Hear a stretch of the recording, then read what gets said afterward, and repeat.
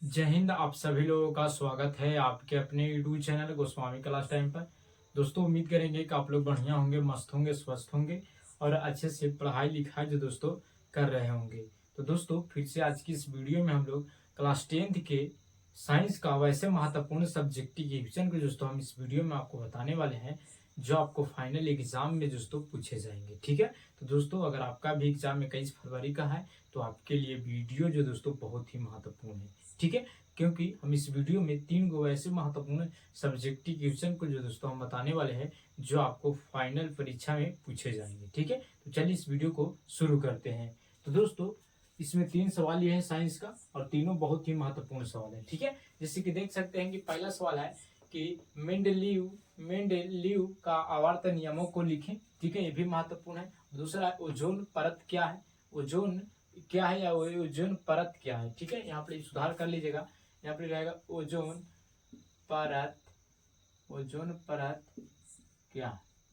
ठीक है, ये भी सवाल है, यहाँ से ऑब्जेक्टिव भी पूछे जाते हैं। और तीसरा सवाल है उत्सर्जन की परिभाषा लिखिए, उत्सर्जन के 2 प्रमुख अंगों के नाम लिखिए, और यहाँ से भी ऑब्जेक्टिव पूछे जाते हैं।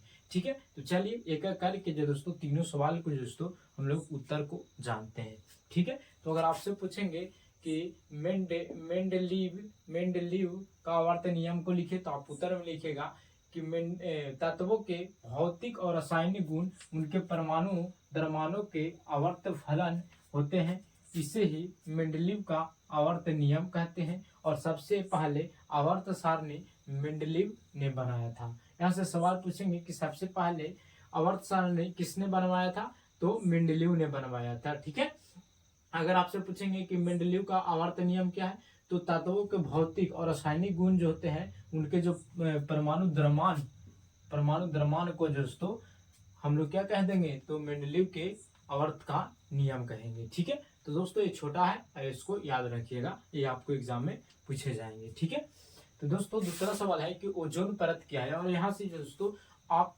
100% मानिए कि एक ऑब्जेक्टिव क्वेश्चन दोस्तों आपको एग्जाम में पूछे जाएंगे। ठीक है, तो अगर आपसे पूछेंगे ओजोन परत क्या है तो आप उत्तर में लिखिएगा ओजोन ऑक्सीजन का एक अपरूप है। क्या है, ऑक्सीजन का एक अपरूप है। कौन, ओजोन परत। ठीक है, ओजोन का एक अणु ऑक्सीजन के 3 परमाणु से मिलकर बना होता है। ठीक है, यानी जो ओजोन का जो एक अणु होता है ऑक्सीजन के 3 परमाणु से मिलकर बना होता है। ठीक है, ओजोन का अणु सूत्र O3 होता है। आपको सब्जेक्टिव पूछेंगे कि ओजोन परत का अणु सूत्र क्या होता है, तो O3 होता है। आप जरूर टिक आउट कर दीजिएगा। ठीक है, ओजोन परत वायुमंडल के बाहरी सतहों में पाया जाता है। यहाँ से पूछेंगे कि ओजोन कहाँ पाया जाता है, तो आप याद रखिएगा कि वायुमंडल के ऊपरी सतह में पाया जाता है, जो परावैंगनिक किरण से हमें रक्षा प्रदान करता है। और जो परावैंगनिक किरण जो हम लोग के नुकसान पहुंचाता है उसको रोकता है कौन, तो ओजोन परत रोकता है। ठीक है, तो अगर यहाँ से अगर आपको सवाल पूछ दे कि ओजोन परत क्या है तो आप आसानी से बताइएगा उत्तर में कि ओजोन ऑक्सीजन का एक अपरूप है।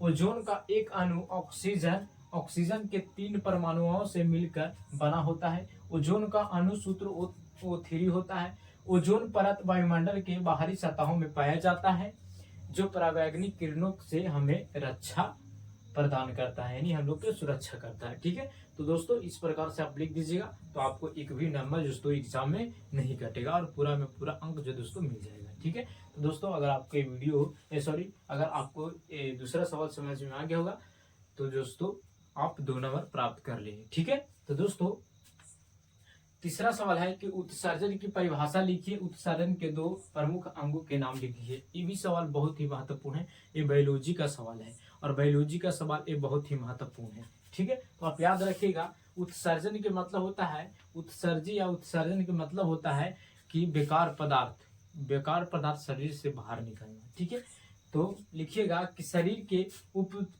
उपापचय क्रियाओं के फलस्वरूप उत्पन्न हानिकारक नाइट्रोजन युक्त अपशिष्ट पदार्थों को शरीर से बाहर निकलने की क्रिया को उत्सर्जन कहते हैं। यानी जो बेकार पदार्थ होते हैं, चाहे तो वो मूत्र होवे, चाहे तो मल होवे, या इसी प्रकार के दोस्तों जितने भी जो हमारे शरीर के जो गंदगियां होती है वो जो निकलती है उसी को जो दोस्तों उत्सर्जन पदार्थ कहते हैं या उत्सर्जन कहा जाता है। ठीक है, और उत्सर्जन के दो प्रमुख अंगों के नाम लिखना है। तो पहला हो जाएगा उत्सर्जन के बृहक, बृहक मतलब किडनी जिसको बोलते हैं। और एक बात याद रखिएगा, एक बृहक में 10 लाख लगभग निफ्रॉन पाया जाता है। ठीक है, और ये ऑब्जेक्टिव में पूछे जाएंगे कि एक बृहक में कितने निफ्रॉन पाए जाते हैं, तो लगभग 10 लाख। ठीक है, दूसरा फेफड़ा। ठीक है, तो याद रखिएगा 2 गो उत्सर्जन अंग, एक होता है बृहक और एक होता है बृहक जिसको किडनी बोलते हैं, और एक होता है फेफड़ा।